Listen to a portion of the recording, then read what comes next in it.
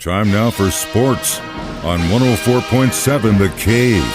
Here's Ned Reynolds. Ned Reynolds, Mike the Intern, back in the studio on a Friday morning. Congratulations to us. We braved the ice and we made it all week long. You think this damn stuff is over with now? Come on, Weather Ned. Is it happening? Is it over? Please, Lord, if there is a Lord, yes. Bring on spring. Bring on summer. Bring on the everlasting summer. Hopefully some baseball with it. Before we talk baseball, though, let's talk the Kansas City Chiefs. A couple weeks ago, the coaches were doing their hiring interviews, and some guys were getting hired, some guys were getting fired, and the question of Eric Bieniemy comes up once again for the Kansas City Chiefs ROC. He should be a head coach, in my opinion, because he's great. For some reason, he hasn't been. Ned, you've made the point at the time, maybe he's just a bad interview. Maybe that's the case. I don't know. But I made the point, maybe this is a situation where they are getting him set to take over the reins for the Chiefs should Andy Reid retire. And he just keeps holding on. He's back another season. You think that might happen next year? No, I don't think that's the case, no, because he's only signed a one-year contract, number one. And I think what he has told them is, look, guys, I'm continuing to search. Can you blame me? Of course not. Everybody wants to better themselves.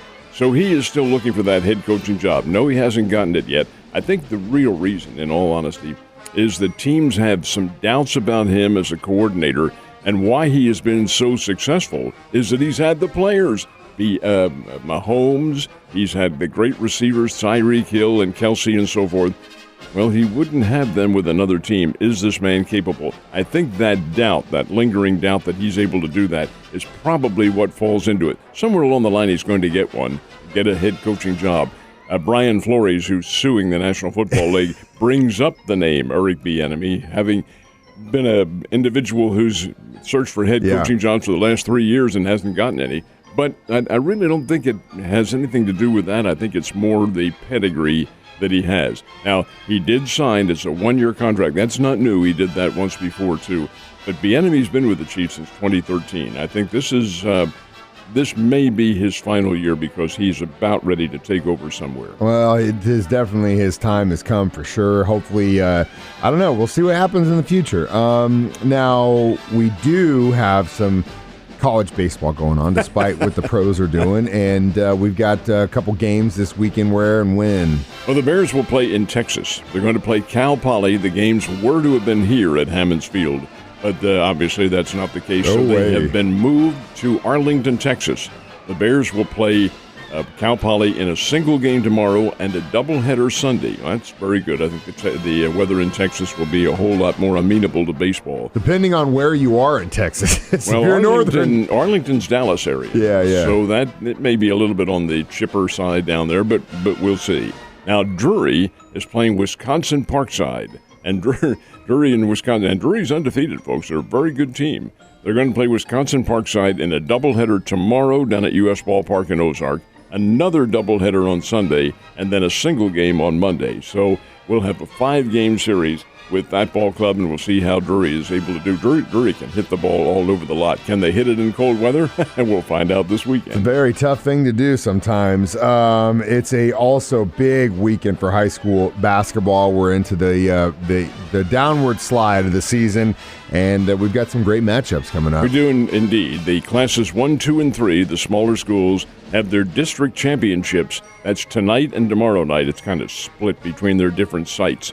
But indeed, it'll be the championships, and those champions will be crowned tonight and tomorrow night. Where did they go from there? Well, they go to, and this is all in the lower classes, 1, 2, and 3, they go to the sectionals, which will be Tuesday and Wednesday of next week. Then the march continues towards state championships. The larger schools, classes 4, 5, and 6, all begin their districts this weekend on Saturday. Now, not all of them play a large schedule, so some of them won't start till next week. Class 6 especially only has a few teams in it. Ozark and Nixon, Kickapoo around here, and then Joplin. So that kind of competition is a little bit on the limited side. But as far as the others are concerned, there will be some who will start tomorrow in 4, 5, and 6, and then continue on to next week. So as I mentioned earlier this week, Ned put on a janitor's uniform, snuck into the Jupiter, Florida offices where Major League Baseball owners and players are meeting, and we got a camera hidden in one of the flower pots. They're very, very far apart. That's not what I want to hear. I'm pessimistic. They're not going to start this season on time. At the rate they're going, Mike, there might not even be a season. These people, and it's arguing over lots of money. You've heard it before, the old argument, it's billionaires versus millionaires. This is a major, major mistake by both of them. They don't start that season. Baseball's becoming increasingly irrelevant in the public mindset. And if they don't play, they don't open. Tomorrow is supposed to have been the first day of spring training games, exhibition games. They've already been canceled. I suspect week 2 has already been canceled. If they don't finish this thing by Monday, Major League Baseball has said the regular season will be delayed. If there even is one, the games will not be made up. The schedule will just start from where they are able to start, if they're even able to start. And you know what that means? Players do not get paid. So we're playing chicken at this point.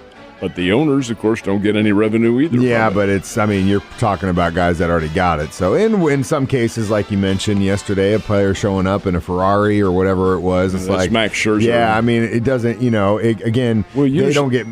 miss out on $1 million. Let's use him as an example now. That's a guy who signed a $36 million contract. Can he identify with the others? Well, as a youngster, he could. What he misses a day, and he's paid. You put this in the ratio. Per day, he will miss $232,000. $232,000. Crazy amount of money.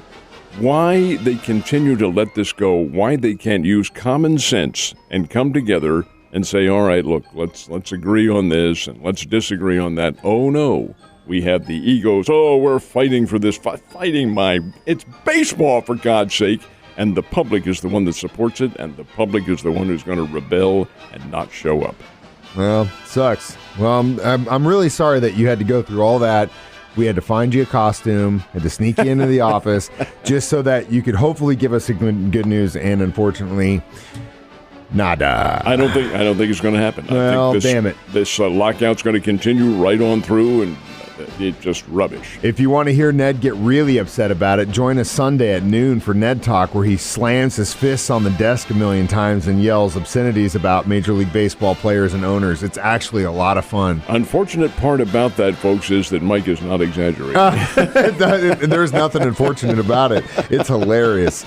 So we had the men's team play their final home game on Wednesday this week, and then they were back in action at JQH Arena with the Lady Bears last night. Did they get the win? Yeah, Lady Bears did, like 97-53. Golly. I think it was Evansville, and they're really, really bad, as is their men's team. All right, I don't want any misunderstanding here. The Bears will play tomorrow afternoon in Evansville, and that is the Bears' final game of the season. Season's over on Saturday. The Bears are probably about a 20 or 25-point favorite over Evansville. Their men's team is really, really not very good at all. Neither is the women's team. All right, men play their final game of the season. The Lady Bears will play Indiana State at JQH Arena. That is their final home game of the season. They still have another week to go, and both those games will be on the road. So we do have some very interesting basketball. Now, tonight, there is college basketball here in town. Drury and Quincy, supposed to have played last night. Well, they moved it to tonight because of the weather conditions. I guess Quincy couldn't get here or whatever the case might be. But whatever, those games are tonight, and Drury is really faced with a heck of a situation. Now, let me rephrase that, too. Those games aren't tonight. They are this afternoon. This afternoon at Drury. Why are they in the afternoon? Because they have to play again tomorrow afternoon. Gives them a little bit of rest anyway.